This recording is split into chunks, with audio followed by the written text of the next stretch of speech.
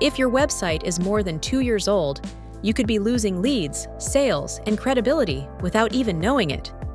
In fact, 42% of users will leave a site simply because of poor functionality. If your site feels slow, clunky, or outdated, it's silently turning potential customers away. A smart redesign starts with strategy, not just visuals. Ask yourself what your redesign needs to achieve. Are you aiming to boost conversions, improve mobile experience, or reinforce your brand?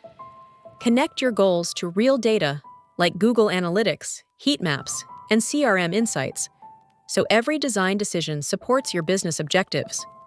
The process moves through research, planning, execution, and launch. Audit your current site, analyze user behavior, set KPIs, and align your team before you touch any mock-ups.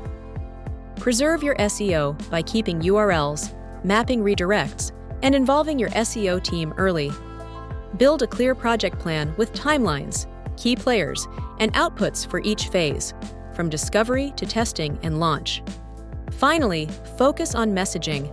Clarify your value proposition, highlight your primary call to action, and maintain consistent language across the site. Monitor performance after launch and iterate based on real data. Every step matters.